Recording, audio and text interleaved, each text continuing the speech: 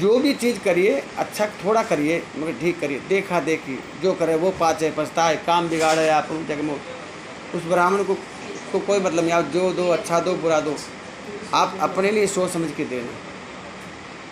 उसने कुछ नहीं करना, उसका तो उसका काम है साहब, मुझे रख लो मेरा काम है साहब। लेकिन आप समझ लीजिए हाँ, साईं इतना दीजिए जामे कुटुंब समाज, मैं भी भूखो ना रहूं मेरे साधु न भूखा जाए।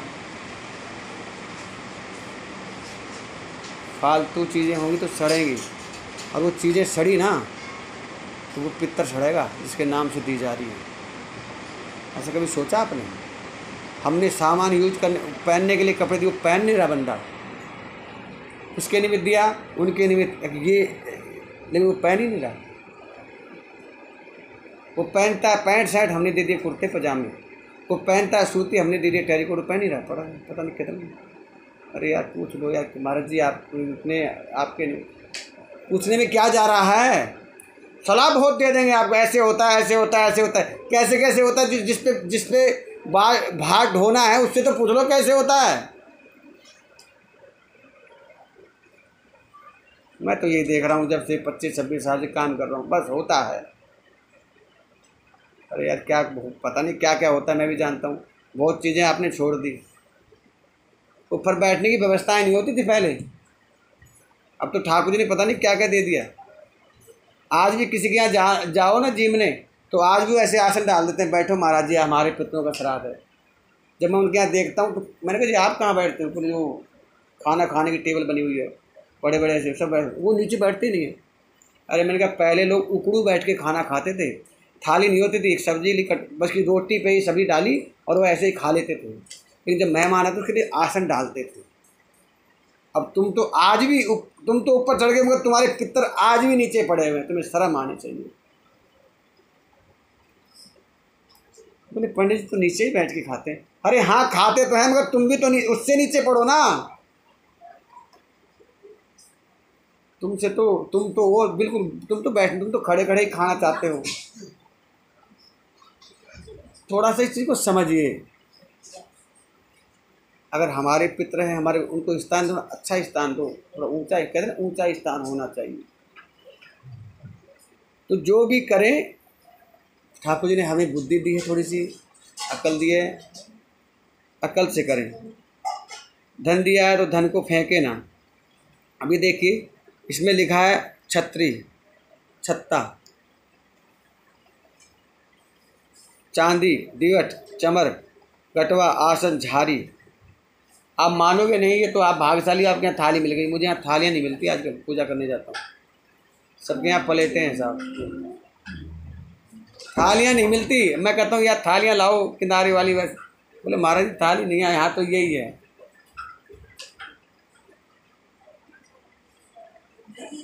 ये दुनिया है साहब।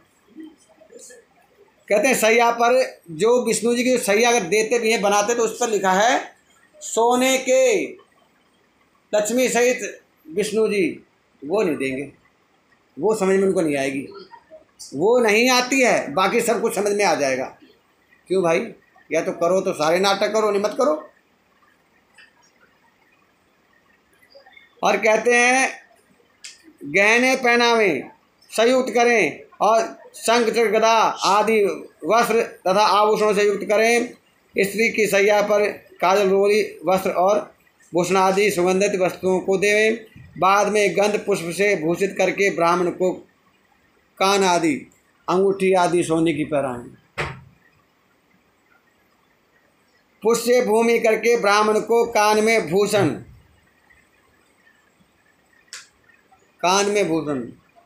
अंगूठी और सिंगनी आदि भूषणों से, और स्वर्ण के भूषण कहते हैं जेवर को, और अलंकारों से सुभूषित करें। पगड़ी, दुपट्टा कोई पहन रहा है यहाँ? फिर क्या पढ़ूं? चला है चलो।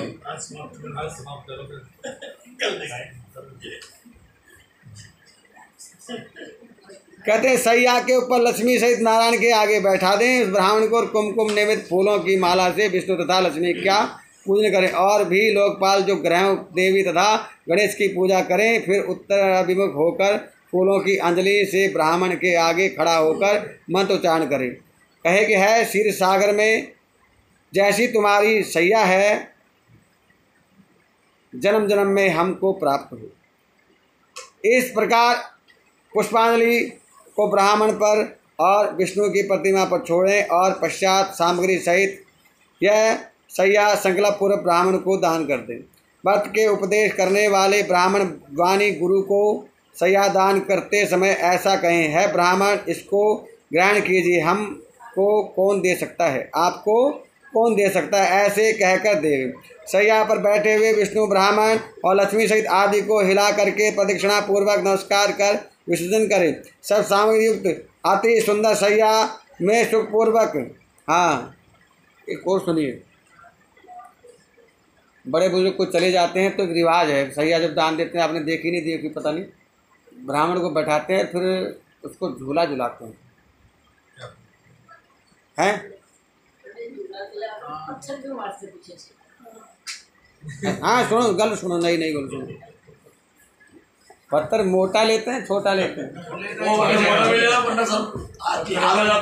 और छोटा मिलेगा पंडित जी बेचारे को मिलेगा नहीं, जो आता है वही आप पे जितनी आचरी है तो नहीं, वो कंट्रोल का तो वैसे बैठो है, वो वैसे झूला झूला देते हैं, ताकि पंडित जी खोज रहे हैं। बोलो विष्णु भगवान की। देखिए सजनों, ये बुजुर्ग की सैया के लिए ऐसा कार्य पोते करें दादा के साथ, ऐसा कार्य, ऐसा कोई जो आप बता रहे हो ऐसा कुछ नहीं, ये कोई कहानी नहीं है। पोत जैसे बेटे पोते, जैसे था ना छोटा, उसको भी खूब झुलाया होगा, उसको भी खूब दुलार से झुला झुला के पाला होगा, तो वो भी आके अपने दादा को, अपने पिता को झुलाना चाहते हैं। यही प्रक्रिया है। अब कंकर कैसे मारते हैं, क्यों मारते हैं, वो आप बता दीजिएगा। बोलो विष्णु भगवान की।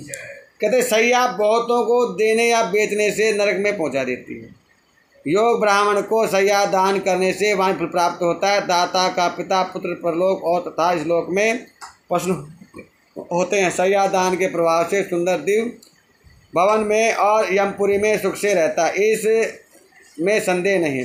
सुंदर विमान में बैठकर अप्सराओं सहित महाप्रलय पर्यंत आनंद सहित वास करता है। सब तीर्थों में और सब पर्वों में जो पुण्य होता है उसमें अधिक पुण्य सैया दान करने से प्राप्त हो जाता है। इस प्रकार सैया दान करके प्रदान करें, उससे विधि कि मैंने आपको बता दी है। बोलो विष्णु भगवान की।